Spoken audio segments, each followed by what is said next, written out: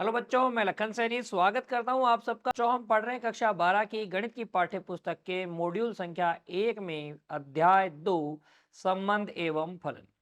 और बच्चों, आज का हमारा अध्ययन बिंदु है संबंध। हमेशा की तरह आपको अपनी नोटबुक और पेन लेके बैठना है। हर एक कंसेप्ट को, हर एक परिभाषा को ध्यान से समझते हुए बच्चों नोट करना है और बाद में दोहराना भी है।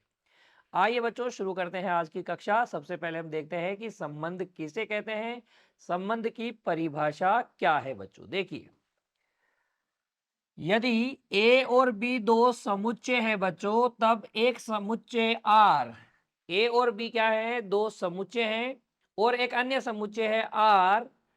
समुच्चय ए से बी में एक संबंध कहलाता है यदि आर ए क्रॉस बी का उप समुच्चय हो।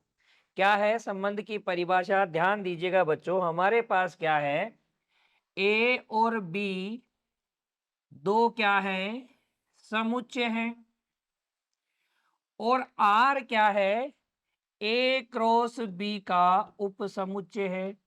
ए क्रॉस बी का उपसमुच्चय ये आर क्या कहलाता है, ए से बी में एक संबंध कहलाता है। आर जो ए क्रॉस बी का उपसमुच्चय है बच्चों, ये समुच्चय ए से बी में क्या कहलाएगा, एक संबंध कहलाएगा। देखिएगा, वापस से अन्य शब्दों में मैं क्या कह सकता हूं इसी को, आर क्या है बच्चों, एक नियम है।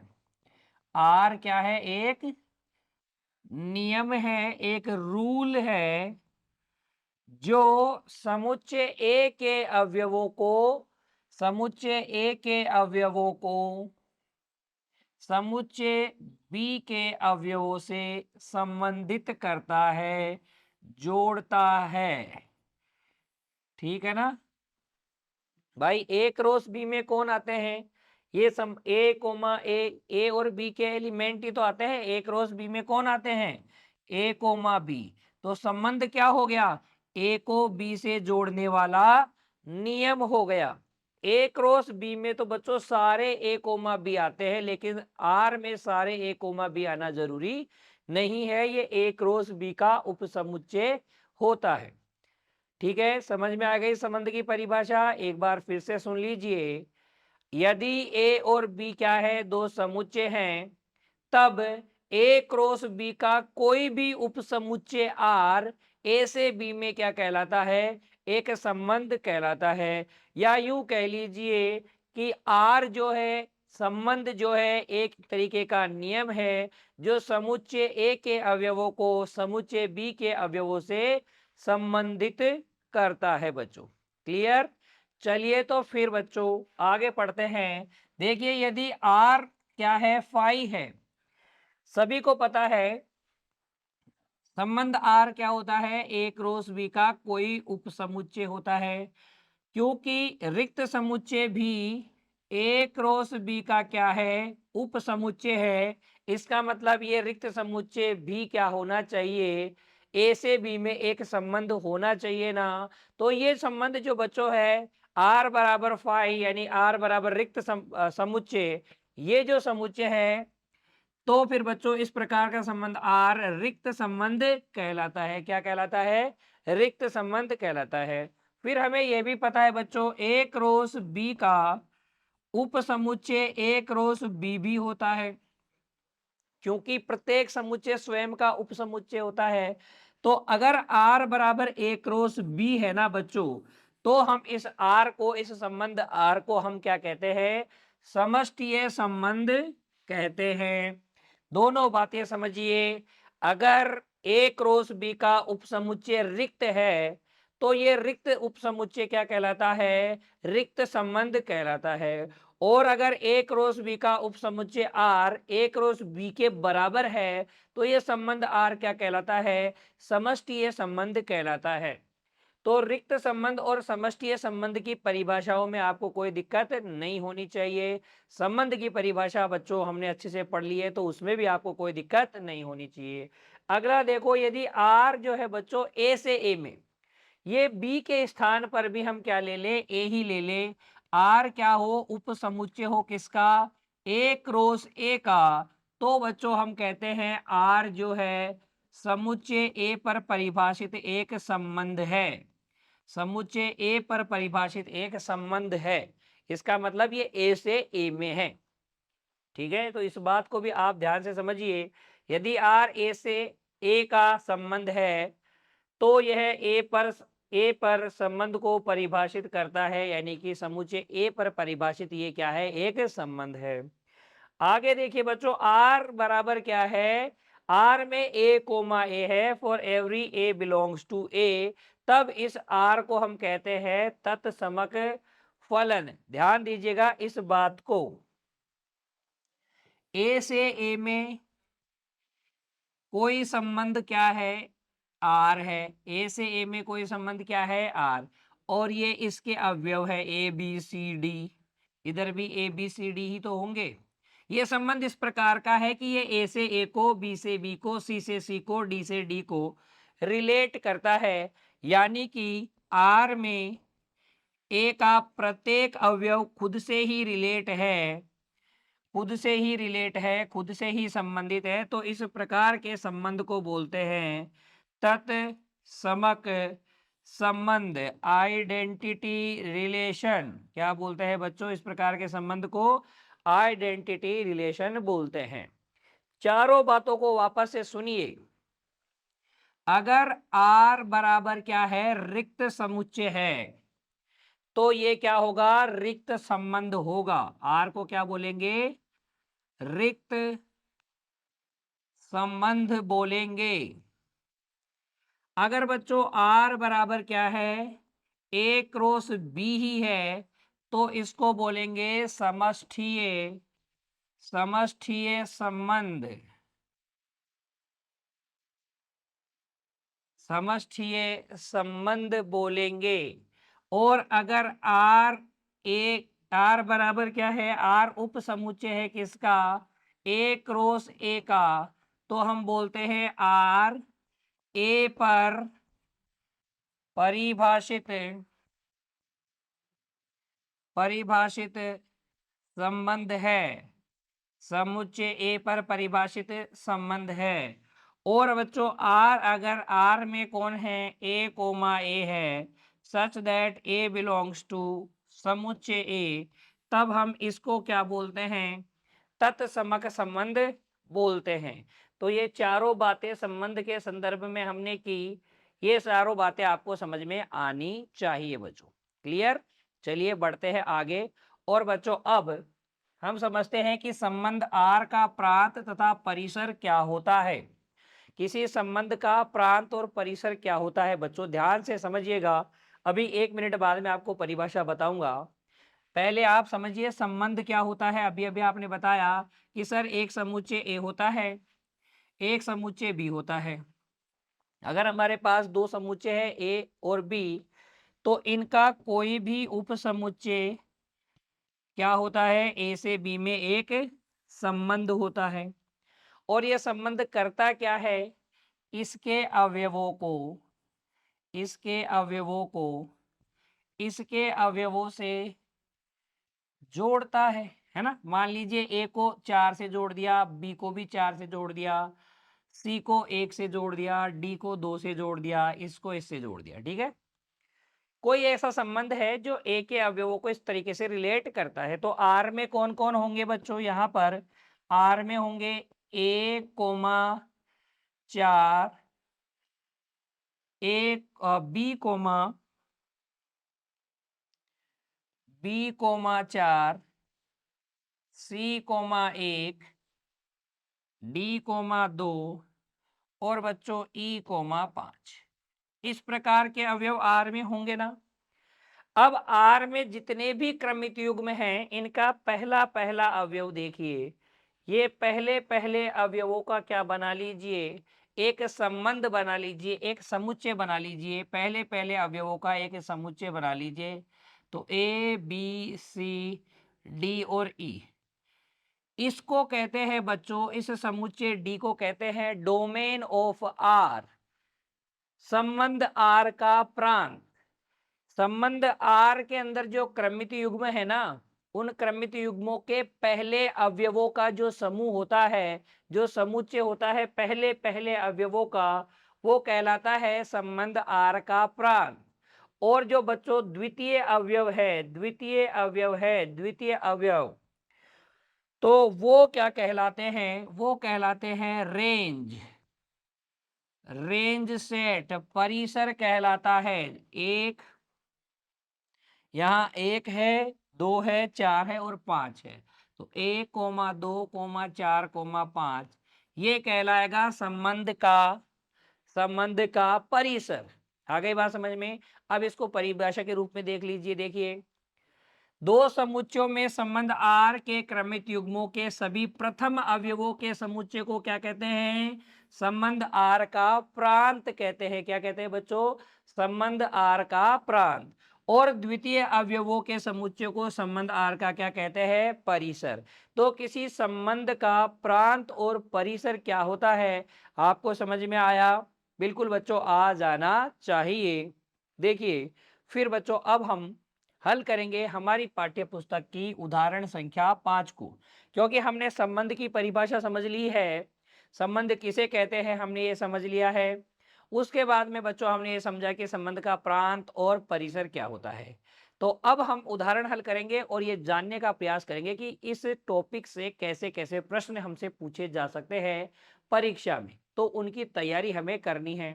चलिए उदाहरण संख्या 5 को हल करते हैं। देखिए, दिया है समुच्चय ए बराबर क्या है? 2, 4, 5, 6, 7 और समुच्चय बी में कौन है? 2, 3 है। ए और बी के बीच संबंध को आर से इस प्रकार दर्शाया गया है कि आर में कौन है? आर में ए कोमा बी है। ए समुच्चय ए का सदस्य है, बी समुच्चय बी का सदस्य है और ए बी का क्या है बच्चों? गुणज है। ए को क्या होना चाहिए? प्रथम अवयव। गुणज है किसका? द्वितीय अवयव का। हमसे पूछा गया है ज्ञात कीजिए आर को रोस्टर रूप में, यानी कि हमें आर को सारणीबद्ध रूप में बच्चों ज्ञात करना है। चलिए देखिए, पहले तो आप ए लिख लीजिए। ए में कौन कौन है? ए में है बच्चों 2, 4, 5, 6, 7।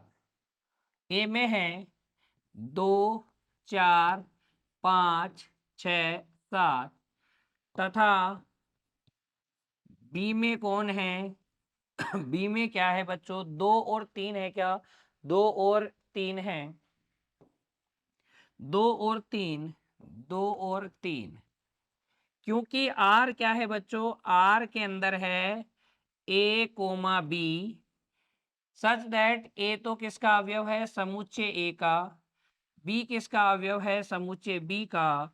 और बच्चों, और हमें पता है ए जो है बी का, बी का क्या है? गुणज है, यानी कि बी के पहाड़े में आता है। तो हमें वो सारे क्रमित युग्म लिखने हैं। रोस्टर रूप का मतलब सारे अवयव लिखना ही तो है। सारणीबद्ध का मतलब क्या है? सारे अवयव लिखना है। ये करली ब्रैकेट आता है बच्चों, ठीक है। तो सारे अवयव आपको इसके अंदर लिख के दिखाने हैं। तो अब क्या मैं प्रथम अवयव किस में से लेना है? इसमें से। और द्वितीय अवयव किस में लेना है? समुच्चय बी में से। प्रथम अवयव क्या होना चाहिए? द्वितीय अवयव का गुणज होना चाहिए, द्वितीय अवयव के पहाड़े में आना चाहिए। तो 2 के पहाड़े में इनमें से कौन कौन आता है? 2 के साथ 2 के पहाड़े में 2 आता है, 4 भी 2 के पहाड़े में आता है, 6 भी 2 के पहाड़े में आता है बच्चों। 3 के पहाड़े में द्वितीय अवयव इनमें से लेना है ना। तो पहला मैंने लिया था 2, 2 के पहाड़े में जो जो आता था उसका संबंधित कर दिया। 3 के पहाड़े में कौन कौन आता है? 6 आता है और कोई भी नहीं आता इनमें से। तो बच्चों ये आ जाएगा 6, 3। तो आर में कौन कौन आएंगे? 2, 2, 4, 2, 6, 2, 6, 3। यही क्यों आएंगे? विचार कीजिए बच्चों। ए क्या है? बी का गुणज है, यानी ए बी के पहाड़े में आता है। तो क्या मैं इसके अंदर ये लिख सकता था क्या? जरा विचार कीजिए। मैं 5, 2 लिख सकता था क्या? ये नहीं लिख सकता था। क्यों नहीं लिख सकता था भाई? इसमें से 5 ले लिया, इसमें से 2 ले लिया, लेकिन क्या 5 2 का गुणज है? नहीं है। इसलिए ये वाला मैंने नहीं लिखा, क्योंकि ये ए क्रॉस बी में तो आएगा बच्चों, लेकिन इस आर में नहीं आएगा। क्यों नहीं आएगा? क्योंकि संबंध इस प्रकार से परिभाषित है कि ए जो है बी का गुणज है, तो इसके पहाड़े में आना चाहिए था, जो कि ये नहीं आता, तो फिर इसको हमने आर में नहीं लिया। इस प्रकार से आप आर को सारणीबद्ध रूप से, रोस्टर रूप से बच्चों लिख सकते हैं। ठीक है, अब इसी में देखिए आगे आपसे क्या पूछा गया है। आपसे पूछा गया है आर का प्रांत। प्रांत क्या होता है बच्चों? आर में जो क्रमित युग्म है उनके प्रथम अवयवों का समुच्चय। यहां पर देखिए, ये प्रथम अवयवों का समुच्चय बना लेंगे तो आर का प्रांत आ जाएगा। ये तो पहले प्रश्न का हल हो गया। दूसरे प्रश्न का हल क्या है? आर का प्रांत, आर का प्रांत डोमेन क्या हो जाएगा? 2 4 6। 2 बार 6 को लिखने की कोई जरूरत नहीं है, हम समुच्चय में किसी अवयव को बार बार रिपीट नहीं करते हैं। ठीक है, तो आर का प्रांत आप इस तरीके से लिख दीजिएगा। फिर देखिए आपसे पूछा है आर का परिसर।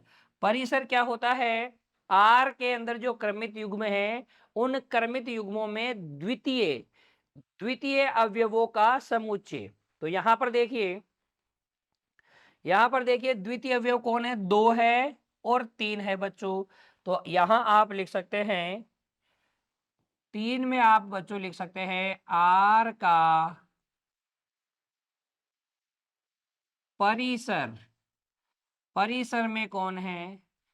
2,3। तो ये आर का परिसर है। क्या ये बी ही है क्या? बिल्कुल ये बी ही है, तो ये समुच्चय बी के बराबर है परिसर। ठीक है ना। चलिए फिर आगे हमसे देखो क्या पूछा है। हमसे पूछा है आर का आलेख द्वारा प्रदर्शन कीजिए। आर का क्या कीजिए? आलेख द्वारा प्रदर्शन। तो देखिए कैसे आलेख द्वारा प्रदर्शन करते हैं। ये समुच्चय ए है, ये समुच्चय क्या है? बी है, और आर क्या है? ए से बी में एक संबंध है। ए से बी में एक क्या है? संबंध है आर। ए के अवयव कौन कौन है? ए के अवयव है 2 4 5 6 7। 2 4 5 6 7। और बी के अवयव कौन है बच्चों? बी के अवयव है 2,3।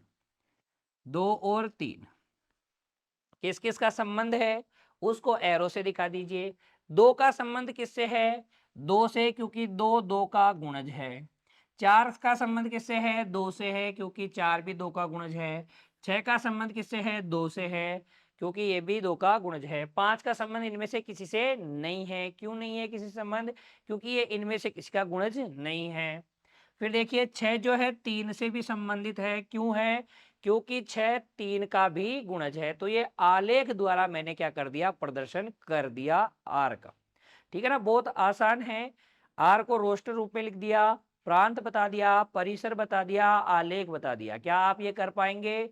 बिल्कुल बच्चों, आप भी ये कर सकते हैं अगर आपने ध्यान से देखा है, समझने का प्रयास किया है। अगर कोई दिक्कत है तो एक बार फिर से देखिए, समझ में आ जाएगा, कहीं कोई दिक्कत आपको नहीं रहेगी।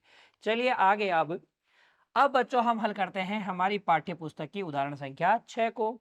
यहां पर देखिए क्या कहा गया है। यदि आर ए का बी से एक संबंध है, किस प्रकार का संबंध है? से बड़ा है। से बड़ा है यानी ए बी से बड़ा है। किस प्रकार का संबंध है? ए बी से बड़ा है। और ए कहां से लेना है? ए बच्चों समुच्चय ए से लेना है, और बी कहां से लेना है? समुच्चय बी से लेना है। जहां ए क्या है? 1 2 3 4 5, ये 5 तक की संख्याओं का, प्राकृतिक संख्याओं का समुच्चय है। और बी में कौन है? 1 2 6 है। तो ज्ञात कीजिए आर को रोस्टर रूप में, आर का प्रांत और आर का क्या? परिसर। देखिए कैसे कैसे ज्ञात करेंगे। रोस्टर रूप में हम ज्ञात कर लेते हैं। पहले ए बराबर तो क्या दे रखा है आपको? 1,2,3,4,5 तथा बी बराबर क्या दे रखा है? बी बराबर दे रखा है आपको 1 2 और 6 दे रखा है। क्या? 1 2 और 6। क्योंकि आर जो संबंध है बच्चों, आर में क्या है? ए कोमा बी आता है, such that A belongs to a और बी बिलोंग्स टू बी। है ना। ए समुच्चय ए का सदस्य होता है, बी समुच्चय बी का सदस्य होता है। और बच्चों हमें क्या कहा गया है, ए जो है बी से बड़ा है, बी से क्या है, बड़ा है। ये इस प्रकार का संबंध है। तो कौन कौन से ए हैं जो बी के अवयवों से बड़े हैं, देखो जरा। एक इनमें से किससे बड़ा है, किसी से भी बड़ा नहीं है, तो एक का संबंध इनमें से किसी से भी नहीं है। दो जो है बच्चों किससे बड़ा है, एक से बड़ा है, तो दो एक से बड़ा है, इसलिए दो और एक का संबंध है।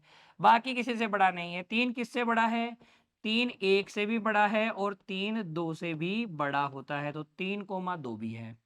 चार, चार का संबंध एक से है बच्चों, चार का संबंध दो से भी है और चार का संबंध 6 से नहीं है। चार का संबंध 6 से क्यों नहीं है, एक से और दो से है, चार का संबंध 6 से क्यों नहीं है, क्योंकि 6 से बड़ा नहीं है। इसी तरीके से 5 का संबंध बच्चों किससे है, एक और दो से। 5 का संबंध एक से है और 5 का संबंध दो से भी है। 5 का संबंध 6 से नहीं है क्योंकि 5 6 से बड़ा नहीं है। तो ये आपके पास आ गया आर रोस्टर रूप में। दूसरा आप बता दीजिए आर का प्रांत। आर का प्रांत यानी कि आर के प्रथम अवयवों का समुच्चय। तो इसमें 2 है, 3 है, 4 है और 5 है। तो ये आर का क्या हो जाएगा, प्रांत। और बच्चों परिसर भी हम आसानी से लिख देंगे। आर का परिसर, परिसर में कौन आते हैं, द्वितीय अवयव आते हैं। तो 1,2, 1,2 क्या आ जाएंगे, आर का परिसर आ जाएगा। ठीक है।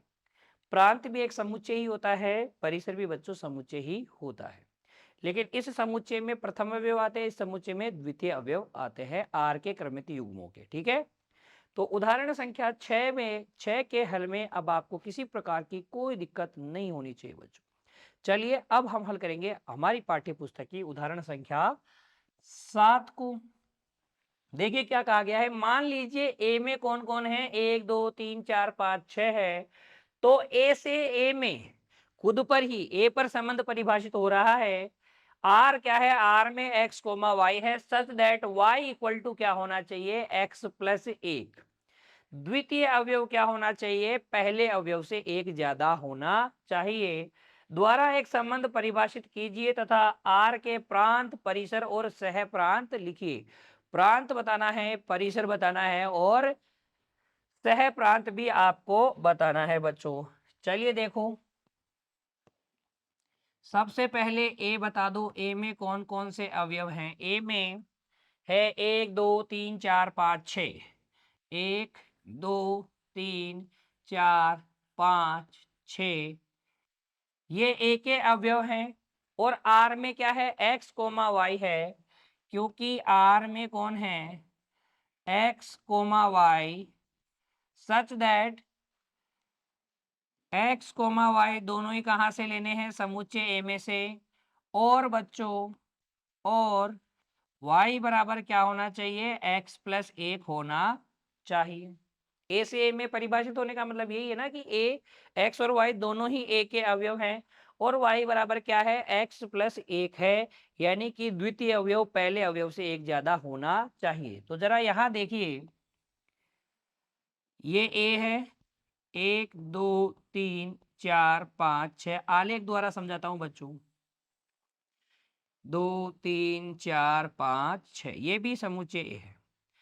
यहां से x आएगा और कौन सा x आएगा उसमें, और y क्या आएगा, y है x से एक ज्यादा। तो एक से एक ज्यादा कौन है, 2, 2 से एक ज्यादा कौन है, 3, 3 से एक ज्यादा कौन है, 4, 4 से एक ज्यादा कौन है, 5, 5 से एक ज्यादा कौन है, 6। तो r में देखिए कौन कौन आ जाएगा, 1,2 आ जाएगा, क्योंकि y वाला दूसरे वाला एक से दो ज्यादा, एक ज्यादा है बच्चों। 2,3 आ जाएगा, 3,4 आ जाएगा, 4,5 आ जाएगा और बच्चों 5,6 आ जाएगा। तो ये आर आपने ज्ञात किया है ना, रोस्टर रूप में आपने ज्ञात कर लिया। अब आप इसका प्रांत, सह प्रांत और परिसर बता सकते हैं बच्चों। तो देखिए अब